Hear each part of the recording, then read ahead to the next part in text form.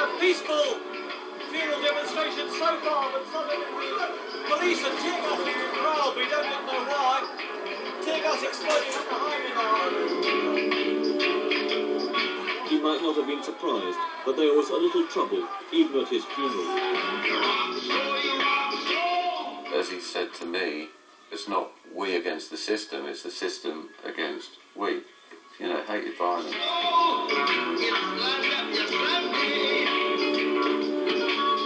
Rastas believe in peace and love. We'd use the pen as the sword.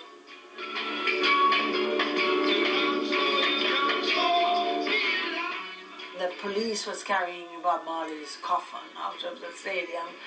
It was quite amazing because, I mean, you know, he would never have tolerated anything like that.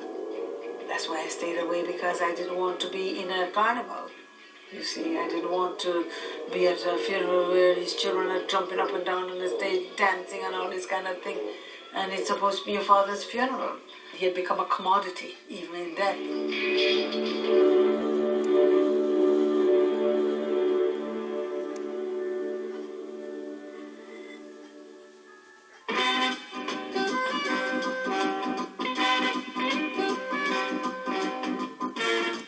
That's Bob's aim and his desire, to see everybody live in peace and harmony in this world. Because that's what let the world move around, you know, love.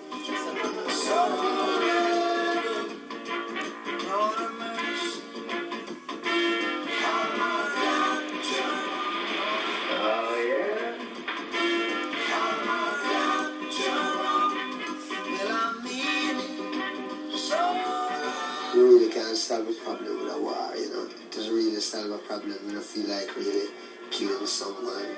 But whose problem am I going to solve when I kill someone? You know what I mean? So I figure the peace is the best thing. From unknown Trenchtown Rasta to one of the world's most influential artists, Bob Marley was a musical prophet and Rasta warrior who fought oppression and injustice with his six-string guitar.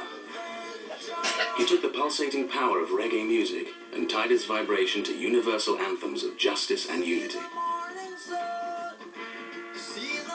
As the undisputed sovereign of reggae, Bob Marley's revolutionary music had and continues to have a massive impact on people of all races throughout the world. The music follows you wherever you go. Lots of grown-ups said to me, you know, when I put on a Bob Marley record and I'm feeling depressed and I put it on in the mornings, I feel so much better. I think it will continue, honestly, forever, in a sense. I think that his music will be around forever. I think we didn't see a fraction of what he could have done. He didn't even have 10 years at the top, you know, that's nothing.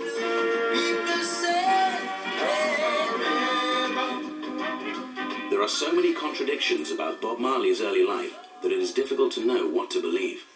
Strip away the beautification of an icon, and you're still left with half-truths, myths, and untruths. Jamaica was just awakening to freedom after 3 centuries of British colonial rule, when Robert Nesta Marley was born in a tiny rural shack to 19-year-old Cedella Malcolm and Captain Norval Sinclair Marley. He was an Englishman, a white man. His work was doing field work in the mountain as a supervisor for the ex-soldier. He was well liked. Bob's mum, she was from like a poor family in Jamaica. His dad was from a rich family, like old school white Jamaican family, and he left her the day after they got married, apparently. I wouldn't want to really say on camera what he said about his father, but slavery was a very painful thing. The white landowners abused women, and women were just there, African women are there for their pleasure, and whether they marry or not marry, they have a child and then take no responsibility, and then they go away, and so it's all in the past. It's not important, but you know, out of all of this pain, you know, out of all of the mess, a rose can grow. He didn't know his earthly father, but he knew the Almighty so much. Bob was a man that he took personally, like God was his dad. The way it used to be.